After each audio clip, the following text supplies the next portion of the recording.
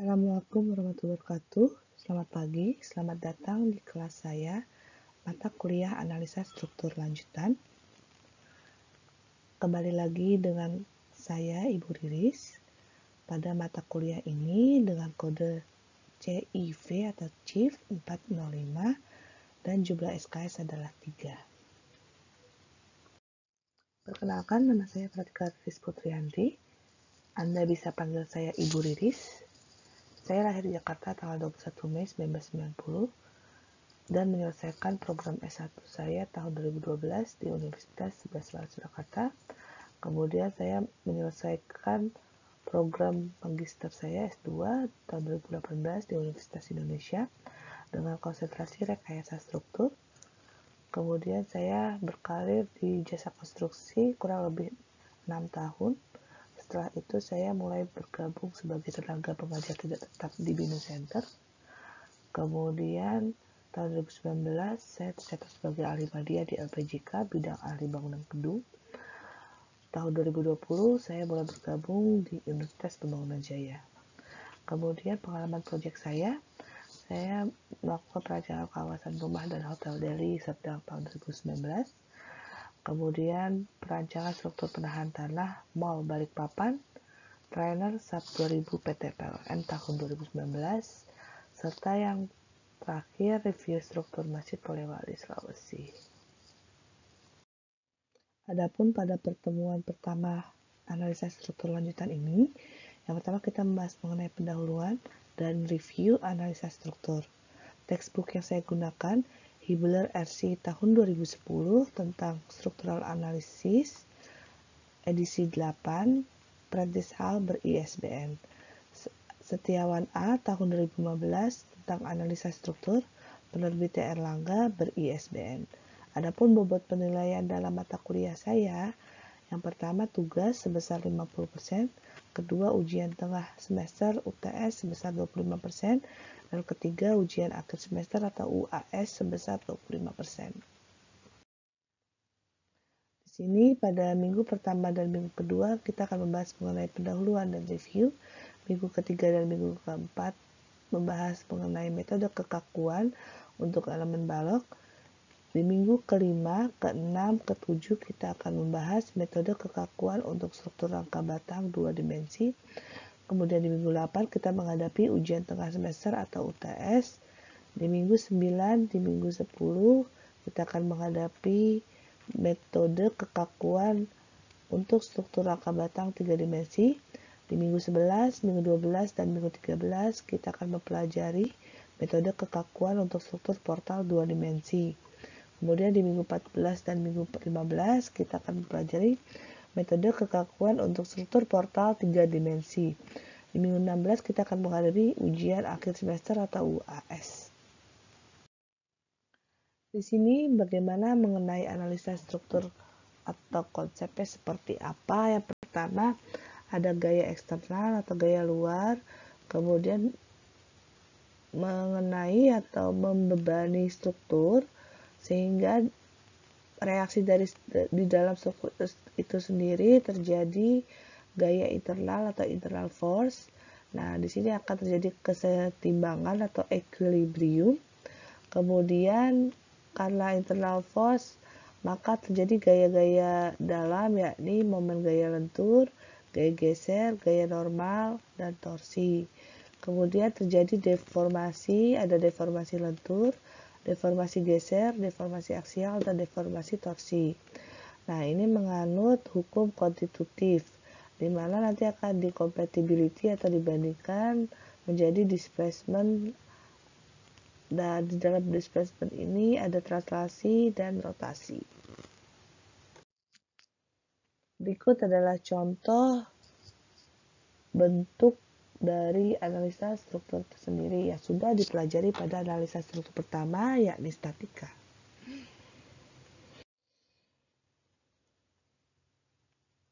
Kemudian konsep dasar analisa struktur yang pertama equilibrium, yang kedua constitutive law, yang ketiga compatibility.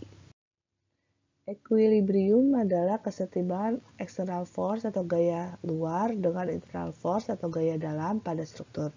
Kesetimbangan pada struktur yang pertama, kesetimbangan statis, hukum Newton pertama, jumlah gaya sama dengan 0 atau jumlah sigma F sama dengan 0. Kemudian ada kesetimbangan dinamis, hukum Newton 2, di mana jumlah gaya sama dengan massa dikali percepatan, atau sigma F sama dengan M dikali A.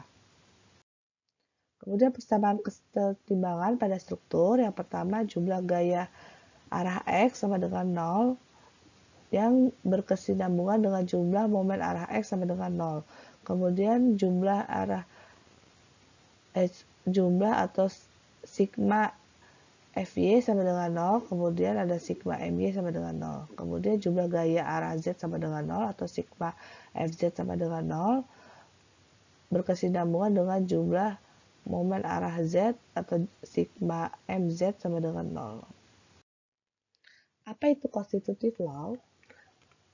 Yang pertama, hubungan antara gaya dalam atau internal force dengan deformasi pada bagian struktur. Syarat material struktur itu adalah elastis dan linier, hukum Hooke. Kemudian F sama dengan kekakuan dikali delta.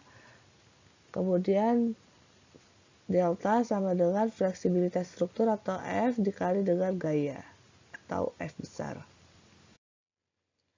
Nah, berikut sebelah kiri adalah kekakuan struktur, di mana nilai kekakuan itu berjalan sebanding dengan gaya dan delta. Kemudian ada fleksibilitas struktur F kecil. Compatibility. Pertimbangan kinematis dari struktur yang terdeformasi atau kontinuitas disebut juga dengan displacement. Sebelah kiri ada deflective shape, di mana theta A tidak sama dengan 0, delta VA atau delta gaya geser sama dengan 0, delta HA sama dengan 0. H itu di sini adalah horizontal. Kemudian theta CA sama dengan theta CD. Theta itu di sini adalah sudut. Delta FC sama dengan 0, kemudian delta HC tidak sama dengan 0. Kemudian pada theta D, di bagian D, bisa gambar di sini, D tidak sama dengan 0, delta VD sama dengan 0, delta HD tidak sama dengan 0. Bagaimana dengan inflection point? Di sini bisa kita lihat deflected shape-nya. Kalau tadi kan sendi, roll, kalau sekarang jepit dan jepit. Dimana theta A harus selalu sama dengan 0, delta VA sama dengan 0, delta HA sama dengan 0. Kemudian theta B-nya juga sama dengan 0, delta VB sama dengan 0, delta HB sama dengan 0. Ini adalah syarat yang harus dipenuhi dalam konsep compatibility.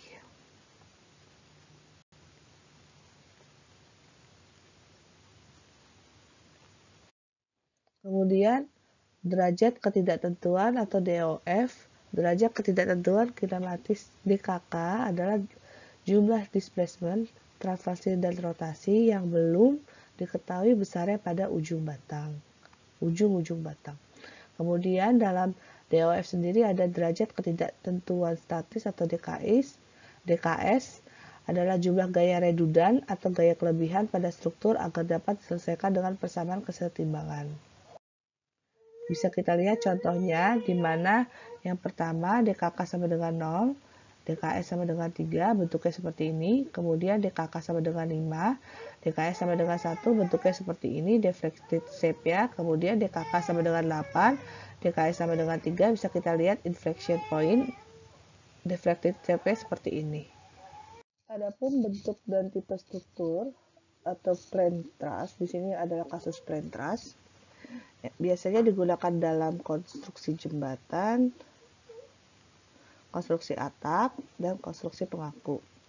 Di mana gaya aksial, tekan atau tarik, itu akan mengakibatkan deformasi secara aksial. Di sini bisa kita lihat pada gambar B, diberi gaya tekan arah vertikal dan gaya tekan arah horizontal. Di sini bisa kita lihat lagi di mana gaya aksialnya arah vertikal dan arah horizontal. Kemudian bentuk dan tipe struktur. dalam struktur rangka ruang atau space truss biasanya digunakan pada konstruksi jembatan, konstruksi tower, dan konstruksi atap atau dome. Di sini bisa kita lihat gaya aksial, tekanan atau tarik mengakibatkan deformasi secara aksial. Kemudian bentuk dan tipe struktur dalam grid structure, di mana di sini ada balok spandrel, biasanya digunakan konstruksi lantai grid, pondasi sarang laba-laba, dan pondasi rakit. Kemudian yang terjadi adalah gaya geser, momen lentur, dan torsi yang mengakibatkan deformasi geser, deformasi lentur, dan deformasi puntir. Bisa kita lihat di sini. Kemudian bentuk dan tipe struktur dalam plane frame, di mana biasanya digunakan pada portal sederhana, bangunan gedung, konstruksi tunnel atau box. Di sini terjadi momen lentur, gaya geser, dan gaya aksial yang mengakibatkan deformasi geser, deformasi luntur, serta deformasi aksial. Kemudian bentuk dan tipe struktur dalam space frame biasanya digunakan pada bangunan gedung. Itu gaya-gaya yang terjadi atau gaya internalnya ada momen lentur, gaya geser, gaya aksial, dan juga torsi, di mana terjadi deformasi geser, deformasi lentur, deformasi aksial, dan deformasi puntir. Sekian dan terima kasih. Sampai jumpa di pertemuan berikutnya. Jangan lupa baca materi dan sampai ketemu di live session.